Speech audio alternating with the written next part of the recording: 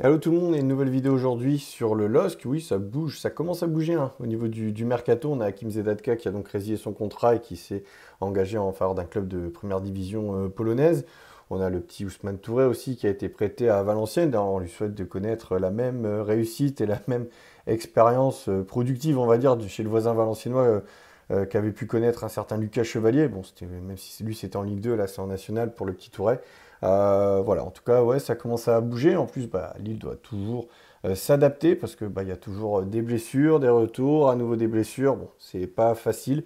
Là, on sait qu'il y a donc Fernandez Pardo qui s'est malheureusement blessé. Et c'est ça qui est quand même cruel, c'est que bah, juste avant donc ce fameux Lille-Nantes où, où s'est blessé Mathias Fernandez Pardo, Bruno Genesio avait fait quand même une grosse confidence en annonçant justement que il souhaitait faire de Mathias Fernandez Pardo à terme un attaquant de pointe, un numéro 9, donc pour être pourquoi pas une solution pour pouvoir permettre aussi à Jonathan David de se reposer, lui qui enchaîne tous les matchs depuis tant d'années, et aussi justement de pouvoir même pourquoi pas les associer tous les deux, quoi. Donc c'est vrai que là avec sa blessure, si on considère Mathias Fernandez Pardo comme un ailier, on peut se dire que Lille est quand même assez bien fourni à ce niveau-là, puisque à gauche on a déjà donc Sarawi, on a aussi Haraldsson qui peut occuper ce poste-là, Cabella peut même jouer à droite, hein, il a été intéressant dans ce rôle-là contre Nantes, même si bon, ça pêchait un petit peu dans le dernier geste, mais bon, en tout cas il était là, beaucoup d'activité, on voit que c'est un poste qui maîtrise bien, qu'il affectionne aussi.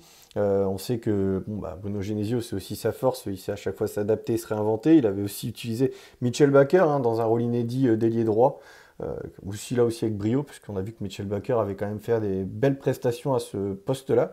Donc voilà, les solutions sur les ailes, elles sont toujours là. En quelque part, une blessure de Fernandez Pardo, ça ne devait pas forcément conduire au recrutement d'un nouvel ailier, mais bon, bah voilà, si tu fais partir Bayo, puisque c'est clairement le projet, bon là ils vont forcément le garder peut-être un peu plus longtemps, étant donné la blessure de Fernandez Pardo, le temps de trouver une autre solution et aussi de savoir si Lille va poursuivre son parcours en Coupe de France contre Marseille, ce ne sera pas chose aisée. Et savoir aussi si Lille accrochera le top 8 ou les playoffs aussi, savoir si en gros les matchs de barrage en février ou non, ça aussi ça compte, puisque Fernandez Pardo sera de retour dans 6 semaines, 6 ou 7 semaines, c'est cool parce que bah, on évoquait 3 mois, enfin certains médias avaient annoncé le pire avec ça, bon là si c'est 6-7 semaines, c'est vrai qu'il pourrait être de retour déjà en mars, donc s'il y a un top 8, il sera là, donc ça aussi ça compte dans la réflexion au niveau des dirigeants, Bruno Genesio, d'Olivier Létang. Donc du coup, ce serait plus le recrutement d'un attaquant hein, qui pourra amener de la vitesse, de la profondeur. Pourquoi pas aussi dépanner sur l'aile droite, voire l'aile gauche. Donc ça, que s'il est polyvalent, ça pourrait être encore mieux. Ça mènera encore plus de solutions. Mais c'est clair que le recrutement d'un attaquant est du coup bel et bien dans les têtes des dirigeants lillois. Ils vont peut-être plus le faire en fin de mercato. De toute manière, si un attaquant venait à débarquer maintenant, enfin n'importe quelle recrue, forcément il ne pourra pas être qualifié pour les matchs de Champions League. Donc je veux dire, ça ne changera pas grand-chose au problème. Et après, il y a un autre poste aussi, et c'est là où je suis un peu surpris, parce qu'on parlait beaucoup d'un éventuel recrutement d'un nouveau latéral droit du côté du LOSC. On parlait même de ce fameux Max Aarons, hein, ancien international espoir anglais, qui jouait peu à Bournemouth, hein, mais qui avait quand même une bonne marge de progression, un bon potentiel. C'est quand même quelqu'un qui n'était pas très très loin de l'équipe, enfin de la sélection anglaise, hein, chez Léa, il y a de ça deux saisons.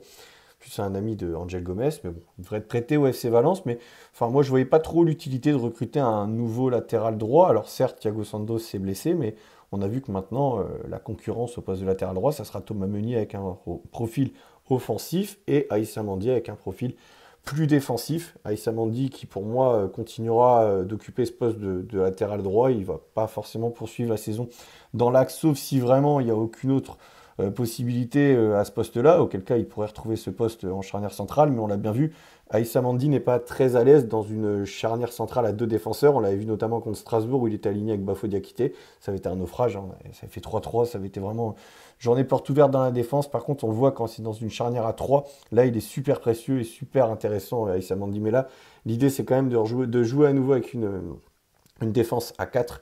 Et donc là, forcément, Issa Mandi est quand même beaucoup plus à l'aise au poste de latéral droit. C'est vrai que bon, il est très intelligent dans son placement, il a quand même du vécu, une belle expérience, mais il y a quand même quelques lacunes, notamment au niveau de sa vitesse. Et c'est vrai que quand tu es dans l'axe avec une équipe qui joue assez haut, qui aime avoir le ballon et qui se fait donc forcément très souvent prendre en contre, on l'a encore vu au dernier match contre Nantes, tu as besoin d'avoir deux mecs dans l'axe qui sont assez rapides, qui sont costauds, quoi. Et c'est vrai que c'est là où Aïssa Mondi pêche un peu. Donc c'est quand même plus sécure pour lui de le voir quand même au poste de latéral droit où il apporte énormément. C'est pour ça que je me dis que le recrutement, et de toute façon je le dis, mais c'est aussi les bruits de couloir, enfin, c'est ce qu'on dit un peu hein, du côté du domaine de Luchin, c'est quand même plus le recrutement du coup d'un nouvel attaquant et aussi d'un nouveau défenseur central, parce que forcément il pourra apporter une nouvelle solution à Alexandro et Bafodé Diakité, qui enchaînent les matchs aussi, un peu comme Jonathan David depuis un bon moment, donc ça serait bien d'avoir une nouvelle solution aussi, surtout que Samuel Umtiti ne reviendra pas, ça on le sait, il y a des discussions en cours pour la résiliation de son contrat. De toute façon, on ne le reverra pas sous le maillot lillois, malheureusement. Donc, il faut à tout prix avoir une nouvelle solution avec l'enchaînement des matchs qui arrivent pour la charnière centrale. Donc, on verra bien. En tout cas, donc c'est ce qui devrait arriver hein, du côté de Lille, logiquement, c'est d'avoir donc le recrutement d'un nouvel attaquant rapide qui peut amener de la percussion et aussi prendre de la profondeur. Donc, un joueur vraiment rapide, c'est ça le profil recherché. C'est ce que Bruno Genesio avait confirmé d'ailleurs en conférence de presse avant à JOCR Lille. Et puis aussi le recrutement d'un nouveau défenseur central. Je pense que les deux, ça serait sûrement, à mon avis, sous forme de prêt, avec ou sans option d'achat, peu importe. On verra selon les disponibilités sur le marché.